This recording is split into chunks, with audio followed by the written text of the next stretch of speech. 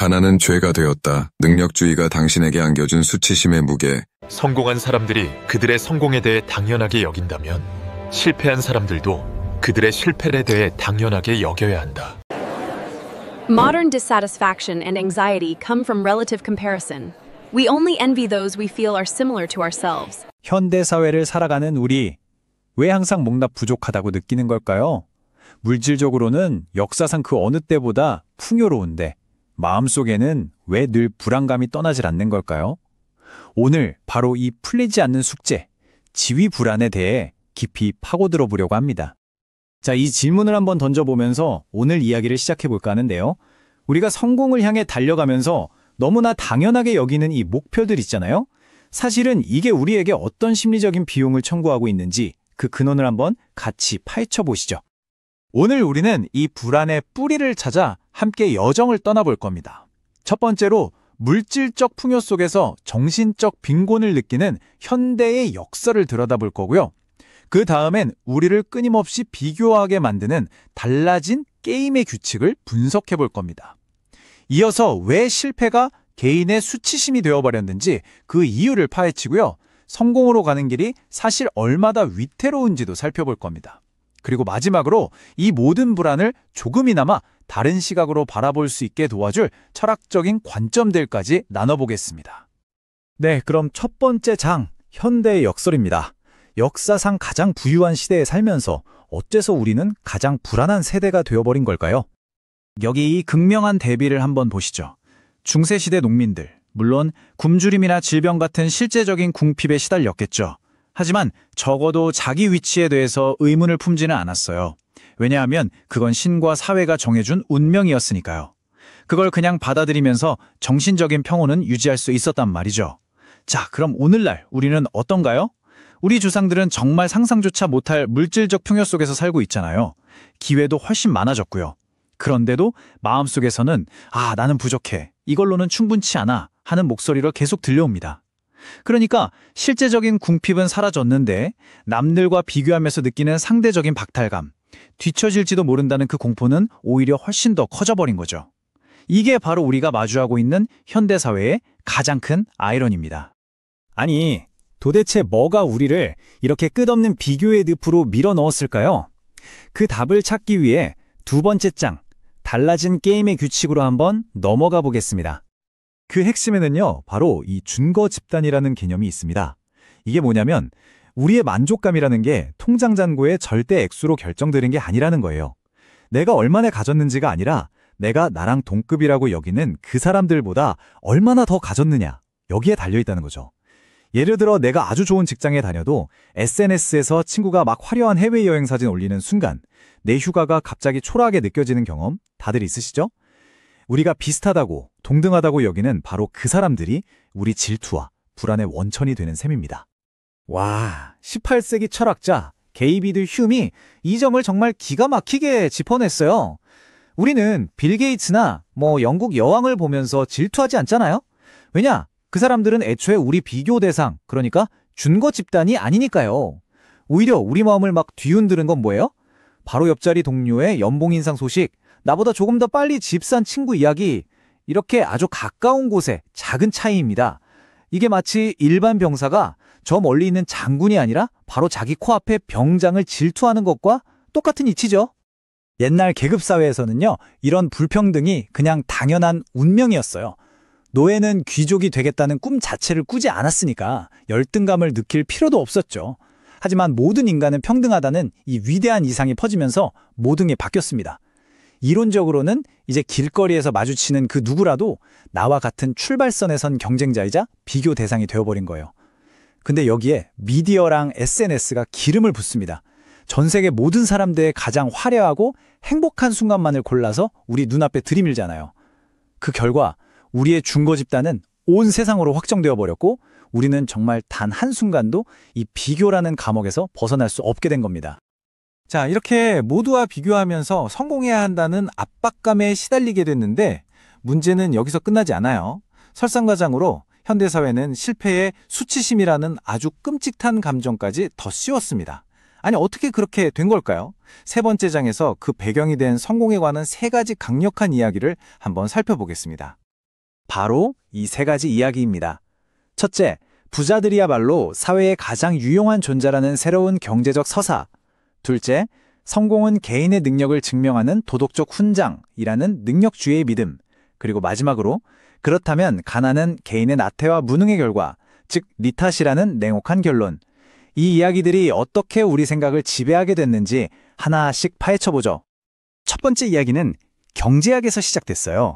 애덤 스미스 같은 사상가들이 뭐라고 했냐면, 부자들이 자기 욕심을 채우려고 막 돈을 쓰는 이기적인 행동이 보이지 않는 손에 의해서 결국 사회 전체의 이익으로 이어진다고 주장했어요.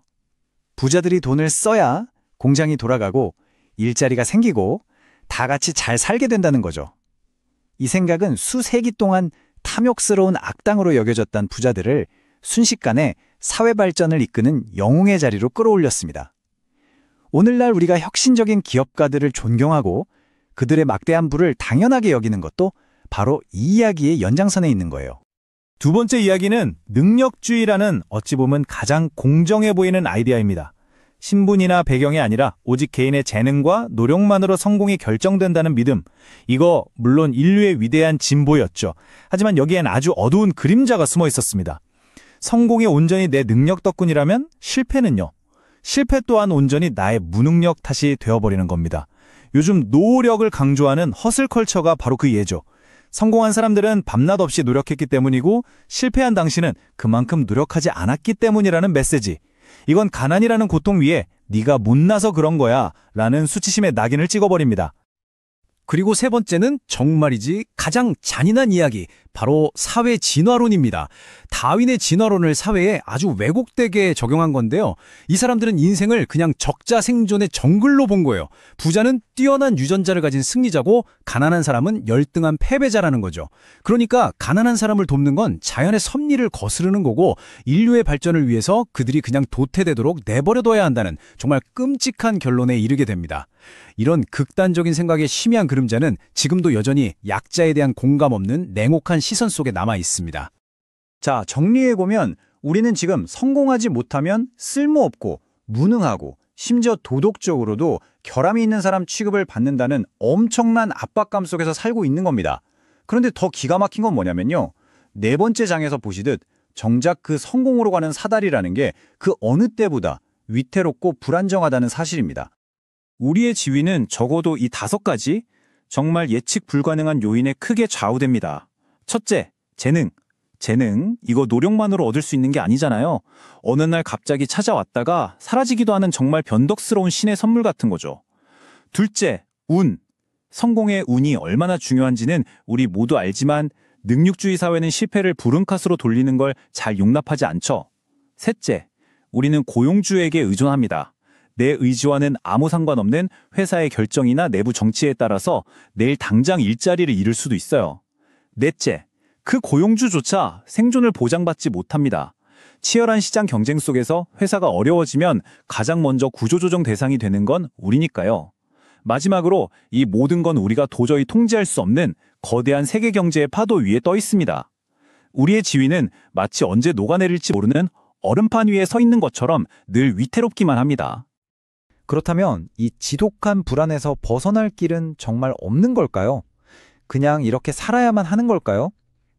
마지막 장에서는 완벽한 해답은 아닐지라도 우리의 불안을 다스리고 좀 다른 관점을 갖게 해줄 몇 가지 철학적 도구들을 함께 열어보겠습니다. 첫 번째 도구는 좀 의외일 수 있는데 바로 철학적 염세주의입니다. 쇼펜하우어 같은 철학자들은 세상 사람들의 평가, 그러니까 여론이라는 건 대부분 편견과 오류로 가득 차 있다고 말해요. 그들의 판단 기준은 변덕스럽고 시야는 지극히 좁죠. 그렇다면 그런 사람들의 인정과 박수에 왜 우리가 그렇게까지 목을 매야 할까요? 만약에 연주회장의 청중이 전부 귀가 먹었다면 그들이 보내는 기립박수가 도대체 무슨 의미가 있겠어요? 타인의 시선이라는 외부의 소음에 귀를 닫고 우리 자신의 이성적인 판단을 믿는 것이 어쩌면 더 현명한 선택일 수 있습니다. 두 번째 도구는 조금 무겁게 들릴 수 있지만 바로 죽음에 대한 성찰입니다. 죽음을 생각하면 타인의 평가라는 안개가 싹 걷히고 정말로 중요한 것들이 모습을 드러내거든요. 내가 성공했을 때만 주변에 몰려드는 사람들, 그들은 진정한 내 사람이 아니겠죠. 그들이 주는 사랑은 내 지위가 유지될 때만 유효한 조건부 사랑일 뿐입니다. 어차피 우리 모두는 빈손으로 왔다가 빈손으로 가는 존재잖아요. 그렇다면 다른 사람의 시선에 맞춰 살기보다는 내가 진정으로 가치 있다고 믿는 삶을 사는 게 훨씬 더 중요하지 않을까요? 이 죽음에 대한 생각은요, 다른 사람의 성공을 향한 우리의 질투심을 잠재우는 데도 아주 효과적이에요. 18세기 영국의 묘지파 시인들의 말처럼 아무리 대단한 부와 명예를 손에 쥔 사람이라고 해도 결국 죽음 앞에서는 모두가 평등합니다. 모든 영광의 길은 결국 여기 잠들다라는 한 줄의 묘비명으로 이어질 뿐이죠. 죽음이라는 절대적인 관점에서 보면 우리가 그토록 부러워하는 세상의 지위 차이라는 게 사실은 아주 사소한 것일 수 있습니다. 마지막 도구는 거대한 관점을 갖는 겁니다. 장엄하게 무너져 내린 고대 로마의 주적 앞에 서 있거나 밤하늘의 무수한 별들을 바라볼 때를 한번 상상해 보세요. 그 거대한 시간과 공간 속에서 나의 승진, 나의 실패, 나를 괴롭히는 그 온갖 걱정들이 얼마나 작게 느껴질까요? 이런 광대한 풍경은 우리를 짓누르는 문제들의 무게를 덜어주고 잠시나마 평온을 되찾게 해줍니다. 영혼의 관점에서 보면 지금 우리를 흥분시키고 괴롭히는 것들 대부분은 사실 아무것도 아닐지도 모릅니다. 결국 이 지위 불안의 문제를 끝까지 파고들면 이 마지막 질문에 도달하게 됩니다. 나의 가치를 매기는 저울을 타인의 손에 맡길 것인가, 아니면 내 손에 쥘 것인가? 세상의 판단을 따를 것인가, 아니면 나 자신의 성찰을 믿을 것인가? 물론 정답은 없겠죠.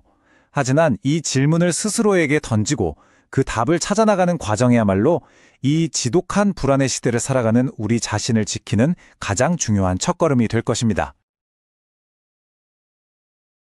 낮은 지위를 가진 사람은 다른 사람에게 보이지 않고 무료한 대우를 받으면 그들의 개성을 무시당합니다.